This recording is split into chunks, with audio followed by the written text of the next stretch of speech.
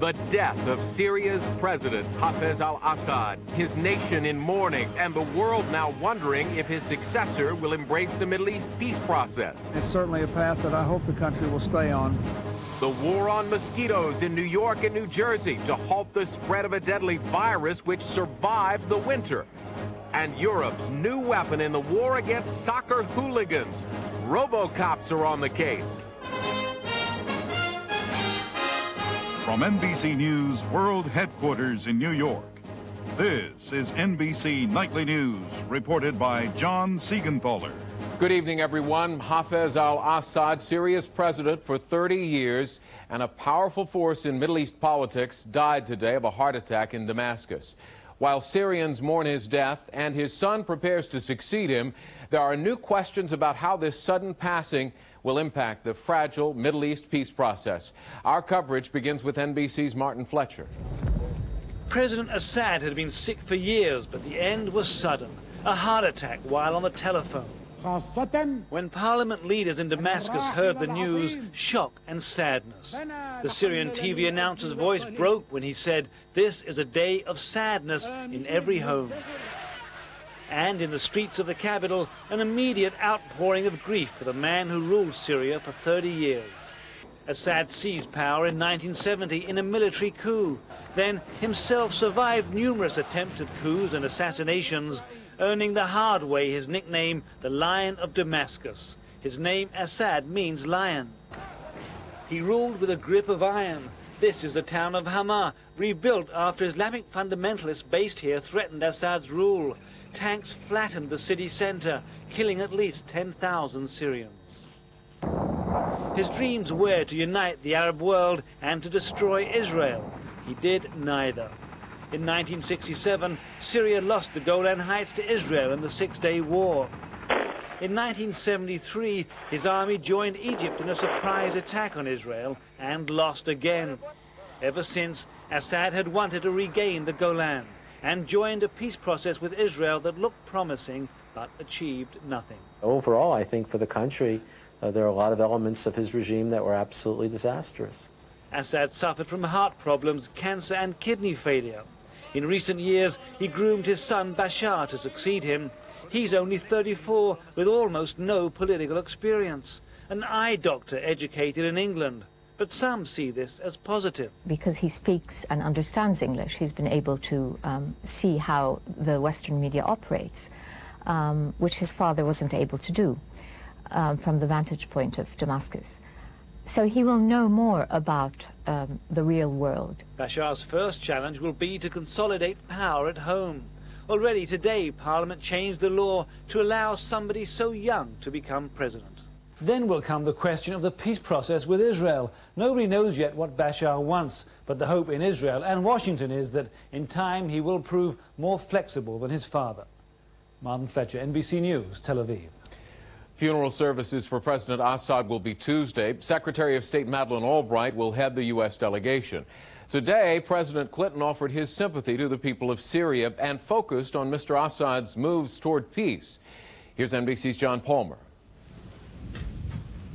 President Clinton was attending graduation ceremonies at Carleton College today when he received a note telling him that President Assad had died. Later, Mr. Clinton said that while they had their disagreements, Assad was always open and straightforward. I felt he meant it when he said he had made a strategic choice for peace. I regret that that peace was not achieved in his lifetime. The two presidents last met 3 months ago in an attempt to break the deadlock in Syrian-Israeli negotiations over the Golan Heights. But that attempt failed, and Middle East peace efforts have since focused on Israel and the Palestinians. Palestinian President Yasser Arafat, who meets with President Clinton in Washington next week, today joined other Middle East leaders in paying tribute to Assad. For 3 decades, the Syrian president has been a force to be reckoned with, the Arab leader who adamantly refused peace with Israel, while other frontline Arab states were pursuing just that. But even with a new generation of Arab leaders, Syria remains key to the hopes for a comprehensive Middle East settlement. But questions remain about his successor. It's going to be very difficult for him, I think, to pick up the reins of power, but I think that's clearly what President Assad intended. President Clinton pledged today to continue his efforts toward a Middle East peace settlement during his remaining months in office, but added it will be up to the Syrian people to decide whether to pursue peace with Israel. John Palmer, NBC News, with the president in Minnesota. Joining us now is Richard Haass, an NBC News consultant and Vice President and Director of Foreign Policy Studies at the Brookings Institution. Good evening, Richard. Good evening, John. With President Assad now gone, how does it change the landscape when it comes to the peace process? Interestingly enough, it actually doesn't change it that much for the short run. The Syrian-Israeli track, the peace track there, has been dormant for some time now. All the action, all the attention is on the Israeli-Palestinian track, so Assad's passing really won't affect things very much for the foreseeable future. And what do we know about Assad's son? Very little. Until recently, he was not the intended heir. It was his brother who got killed in a car accident. He is somewhat more Western. We hear rumors, for example, that he's more open, say, to the Internet. The bottom line is, though, we don't know a lot about him. More important, it could be months or years, if ever, if he is able to really consolidate power. Would he be a figurehead, or would he actually run the country? Well, right now, for the short run, we're going to see the facade of leadership, but I really think it could take a long time before he defeats what's sure to happen, which are going to be internal challenges to his rule. And what is President Assad's legacy? After 3 decades, interestingly enough, not much. Politically, economically, Syria is an old-fashioned country. It looks like nothing so much, say, as Stalin's Soviet Union. Most important, while he talked about making peace in principle, he never got around to making it in practice. So ultimately, he really doesn't leave much of a legacy, either for his own people or for the Middle East. And Richard, how do we expect Israel to react to a new Syrian president?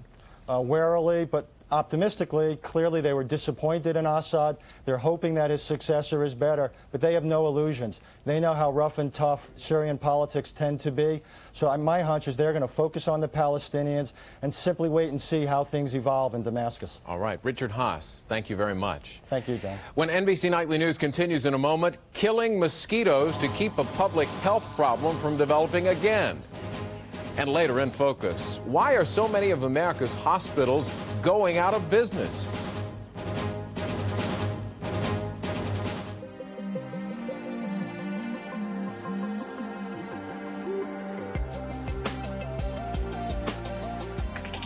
The steering is precise. The handling is controlled. The owner is obsessed. The remarkably agile, entirely new 2001 Aurora by Oldsmobile. If it isn't purple, it isn't Prilosec. Isn't it Prilosec time for you? Ask your doctor about the purple pill they call Prilosec. We noticed tons of surfers just eating fish tacos on the docks. So we created just a menu based on food that we like. Kind of like surf food as opposed to Mexican food. Now that we're growing, the need for that financial partner was real important. Finding somebody who could help us to fulfill our dreams down the road. That's where Merrill Lynch has stepped up. They were willing to take a chance with us. They saw past the shorts and t-shirts. Oh, we're still keeping to the core. We're still surfing in the groove. I'm here to demonstrate how Whiskas' new savory nuggets with crispy outsides and soft centers compare to the typical dry cat food. Observe the difference at impact. Now ours.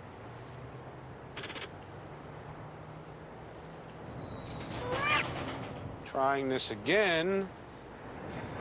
These cats are totally ruining the experiment. New Whiskas with savory nuggets. What cats want. In parts of New York and New Jersey tonight, a potential public health problem from mosquitoes, which can spread a sometimes deadly virus. More on this from NBC's Hillary Lane. Spraying last night on New York's Long Island as word comes that disease-carrying mosquitoes could again threaten parts of the country. 3 crows, 2 in New York, 1 in New Jersey, were confirmed dead Friday of the West Nile virus. Wild birds are the primary carriers of the virus, commonly spread by mosquito bites. We know that it is here. It is available for mosquitoes to pick up, to transmit to other birds, to horses, and potentially to people. 7 people in the New York area died of the West Nile virus last year. Dozens more became seriously ill. It's likely spraying after that outbreak did not kill off all the infected mosquitoes, nor did an attempt this winter to kill mosquito larvae.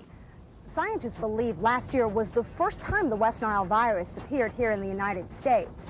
Between 3 and 15% of humans infected die. Doctors say the elderly and the chronically ill are the most at risk. The best precaution anyone can take is to use mosquito repellent and to eliminate mosquito breeding grounds near the home, such as standing water. People should not become hypochondriacs over mosquitoes.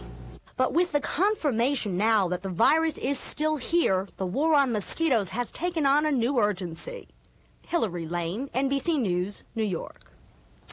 Now to presidential politics and some hard facts about soft money. NBC's Nora O'Donnell on how those dollars are being spent.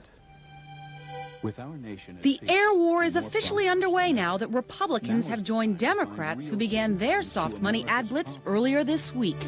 People can't afford these ridiculously high prices for prescription medicines. George Bush knows that to keep our commitment to seniors, we must strengthen and improve Social Security now. Both parties' ads will run in the 15 states where polls show Gore and Bush running neck and neck, with Republicans also buying time in Arkansas and Maine. These ads paid for by soft money, unregulated and unlimited campaign cash from corporations, unions, and individuals. There are no rules this year. There are no limits on what you can spend. There are no restrictions on who can spend it. Republicans and Democrats are raising record amounts of soft money this time around, each nearly doubling the amount taken in during the same period 4 years ago. And the money is still coming in. Some analysts predict the final tally in soft money donations this year could reach $500 million. Nora O'Donnell, NBC News, Washington. Political spending is one of the topics tomorrow on NBC's Meet the Press. The chairman of the Republican and Democratic parties are among Tim Russert's guests. When NBC Nightly News continues, painful times for America's hospitals.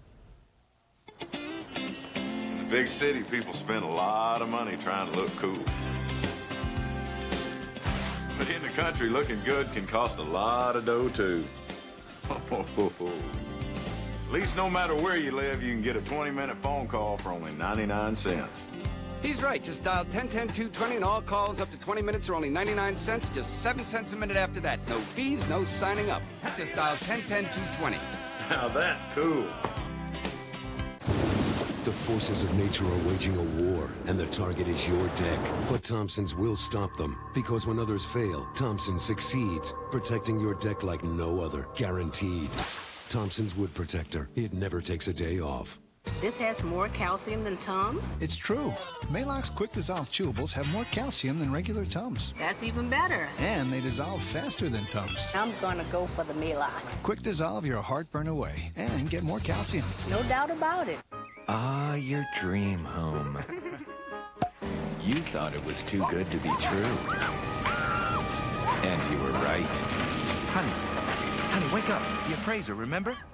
With HUD's FHA Homebuyer Protection Plan, you get the right loan, a fair price, and a thorough appraisal. If any problems are found, you'll know about them before you close. 30 million Americans have trusted us to build their dreams. Call for information on HUD homes and FHA loans. HUD and FHA are on your side. Sunday, cash and campaigns, staggering new totals, soft money in the battle for the White House, plus new alarms about terrorism at home. If it's Sunday, it's Meet the Press. In focus this evening, the weak financial condition of America's hospitals. Many are being forced to pull the plug on themselves. Our report from Dr. Ian Smith. The once bustling halls of Detroit's Mercy Hospital. Empty now, but for the medical equipment stacked up to be shipped out. No longer needed here because the hospital shut down last March. We were looking at $10 to $15 million a year losses, out into the future. Hospital President David Spivey says in recent years, Mercy was simply not paid enough for its services. Reductions in Medicare, Medicaid, and the increase in indigent care just killed us, and there was no way out. Mercy is not alone. Hospitals across the country face a financial crisis. Managed care delivered the first blow, squeezing private insurance payments.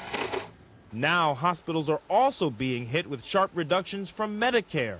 which typically accounts for about 40% of hospital revenues. Hospitals are being paid less for everything that they do. At the same time we're being paid less, the cost of everything we do is escalating. The Medicare Payment Advisory Commission, an independent body set up to advise Congress, says that more than a third of America's hospitals are losing money. And given the current economic climate, experts forecast that more hospitals will be forced to close. Most vulnerable are small urban hospitals and clinics, but the impact of reduced reimbursements is also being felt at large institutions. The Detroit Medical Center, made up of 7 hospitals, took a Medicare cut of $45 million last year, contributing to an overall loss of more than $100 million. Let me tell you, the last few years have been very, very challenging. And you know, there comes a point where you have to start to make difficult decisions. Decisions about cutbacks. 3,500 positions were eliminated last year, almost all non-medical. Colleen Champagne, who has worked here for more than 6 years, says the remaining employees have had to pick up the slack. You wait longer for x-rays, you wait longer for CAT scans, you wait longer for blood work. The medical center's financial troubles are made even worse by uninsured patients who used to be treated at Mercy and another hospital, which also is now closed. For Catherine Suttle, the issue is not insurance but convenience. She lives only 2 blocks from Mercy Hospital, but had to travel 7 miles to get drainage tubes cleared after breast cancer surgery. And I've been here like over an hour and nobody came and undrained me yet. And I feel like I'm just blowing up. Are you presently working? Emergency room doctors say the strain on resources takes a toll on their patients. The volume of patients coming in have increased. The patients seem to be a little bit more sicker because they've been without access to health care a little bit longer. And I don't have the time that's really needed to provide sometimes the appropriate care that they need. Their medical records aren't going with them. You'll find that patients aren't really that familiar with their medications they're on, what their doses are, what procedures they've had done. My 8th month checkup. But the impact of closed hospitals may be greatest among people who rely on them for primary care. Kimberly Golson was forced to switch hospitals just 2 weeks before her daughter was born. I was upset. I'm already scared. And you tell me I had to go and see somebody I don't even know. That's devastating. And the financial squeeze on hospitals may have another hidden cost. The hard pressures that have been put on us by our fiscal realities tends to make us move away from the human side of the business that we are here. That is the business of caring for people. With the increased use of outpatient facilities and other changes in medical procedures, the need for hospital beds has been decreasing. The fear is that beds themselves may be disappearing too fast. Dr. Ian Smith, NBC News, Detroit. When we continue, soccer insanity in Europe. We are healthy, strong, funny, energetic, even sexy. We take good care of ourselves, and we drink Ensure when we can eat nutritious foods like these. Ensure provides essential vitamins and minerals you find in vegetables, calcium like in milk, and protein like in fish. Ensure is a source of complete balanced nutrition and energy, so we can get the most out of life. Drink Ensure, and drink to your health. Get the whole grain goodness of Quaker oatmeal. Toasted. Quaker toasted oatmeal squares. Crisp, crunchy squares with a hint of brown sugar. It's the same Quaker oatmeal, only toasted. OnStar. This is Batman. I need my door unlocked. I'll do it right away. If you get locked out, an OnStar advisor can unlock your doors by remote. Even the most self-sufficient driver needs a little help now and then. OnStar, this is Jeff Hilden. How can I help you, Batman? I'm low on jet fuel. The nearest station is 2 miles ahead on your left. Thanks. I'm at my mother's for dinner. She says, wasn't that chili unbelievable? I say, unbelievable. Where's the Alka-Seltzer? Only Alka-Seltzer's effervescent power relieves indigestion and pain fast. Get better relief. Get Alka-Seltzer. Eddie, is that you? Yeah, I've come back to warn you. Beware the spray. The spray got you? But you were near the tree. It can't get you near the tree. Fools! The spray is like no other. One moment I'm fine, the next my roots are like mush. Eddie, will we be okay? I don't know. Is dead okay? Roundup kills tough weeds even near trees. Roundup, no root, no weed, no problem. Around the world, soccer often provokes its fans to passionate and sometimes violent acts. That's very much the fear in Europe this weekend as a championship series got underway today. Here's NBC's Kevin Tibbles. It's called The Beautiful Game, where sportsmanship is king and violence is forbidden on the field. But off the field, it is anything but peaceful. For years, rival fans have waged war, often deadly. Just 2 months ago, 2 Englishmen were stabbed to death before a game in Turkey. These traveling armies of thugs even have a name: soccer hooligans. As the 16-nation European Championships got underway this weekend in Holland and Belgium, there are hundreds of thousands of fans and tremendous fear of hooliganism. They're criminals that we want isolated and separated. Police have been training for months, even staging mock riots as a pre-tournament test of strength. And they unveiled their latest weapon, the RoboCop. Riot police in a special protective helmet and suit with built-in radio gear, gas mask, and tear gas grenades. So great is the fear of violence that many European countries now work together to prevent those with a history of hooliganism from getting anywhere near the action. In Germany, known hooligans have had their passports taken, preventing them from traveling to the games. Britain has provided a list of more than 1,000 thugs to the Dutch and Belgian border police so they can be denied entry. We and the Belgian and Dutch police are laying the best plans we can. But some say those who want to fight will find a way. It's very easy to go through back routes and back streets and country lanes where there are no controls. Sneaking in, of course, is part of the attraction, but police hope they can catch enough hooligans to keep the action on the field and off the streets. Kevin Tibbles, NBC News, London. In Cuba today, another large public rally in support of the return of Elian Gonzalez, who remains in this country while his legal case is being appealed. About 150,000 people turned out for today's events. Fidel Castro had been expected but did not show up. Castro was quoted today as saying a U.S. congressional initiative to ease the American embargo on Cuba is a move in the right direction. The proposal involves lifting the ban on food and medicine. In a suburb of Los Angeles today, a tiny miracle went home from a local hospital. 3-month-old Ethan Sechrist had been hospitalized since birth. He was delivered by cesarean section 14 weeks early due to complications. His birth weight, 14.3 ounces. Despite his current weight of just 3 pounds, doctors have given Ethan a clean bill of health. And coming up here on NBC Nightly News, honors for a group of remarkable children.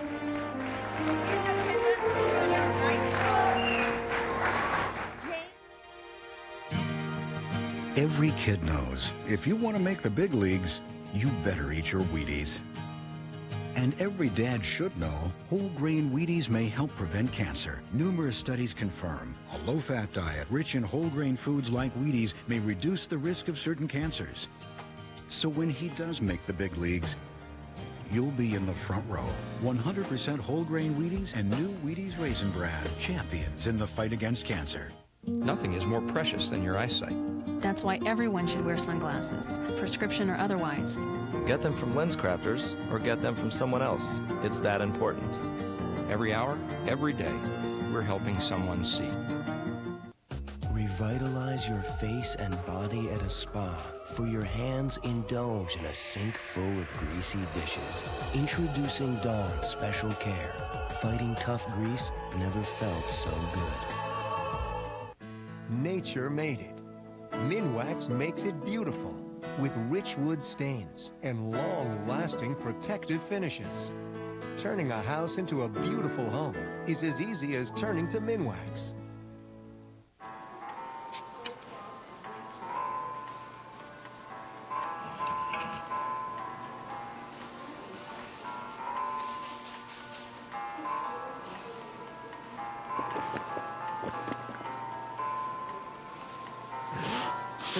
Wish you could try things before you buy them? Well, come into a Gateway Country store and you can try all the computers before you buy one. Featuring the AMD Athlon processor. Sunday on Today, money madness. Are you an overspender, a compulsive buyer? Are you maxing out your credit cards? Well, stop! The buck stops here. Sunday on Today. Diabetes, an extraordinary breakthrough. NBC Nightly News Monday. Finally tonight, a story of perseverance. How young people faced with tremendous challenges didn't let it get them down. Here's NBC's Jim Avila. Graduation night in suburban Chicago, one of life's milestones. And for these graduates, a celebration of life itself. May the God of peace walk with you. This is the Ronald McDonald Children's Hospital at Loyola University Medical Center. The students are chronically ill children, some with cancer. James Murphy. Among the proud, 14-year-old Jimmy Murphy, survivor of more than 30 surgeries. Jimmy lives with congenital hydrocephalus, fluid built up in the brain, a potentially fatal condition with no cure. It was probably a much more emotional night than his school graduation will be for me, only because he's worked so darn hard. Celebrating alongside Jimmy's parents, his neurosurgeon since birth, Dr. John Shea. Children complain about that they have to go to school, that they have to study. Here's someone that spends maybe 3 to 4 months sometimes in the hospital every year, and he has to take his classes away from his schoolmates. He has to take it while he's hurting, while he's in pain, while he's had surgery, and now he's actually graduated, and he really hasn't lost anything. He's just sharp as a tack. How do these students learn enough to graduate while confined to the hospital, often in their own beds? Because this hospital hires not just part-time tutors, but an actual state-certified teacher to run its program called Reading, Writing, and Recovery.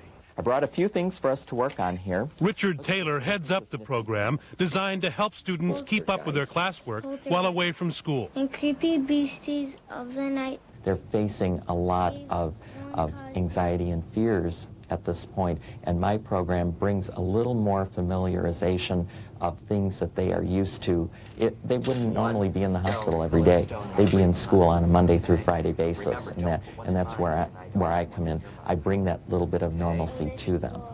Right. For Jimmy and the other student patients at Loyola, an evening to celebrate hard work and life against the odds. Jim Avila, NBC News, Chicago. And that is NBC Nightly News for this Saturday. Thanks for watching. I'm John Siegenthaler in New York. I'll see you right back here tomorrow night.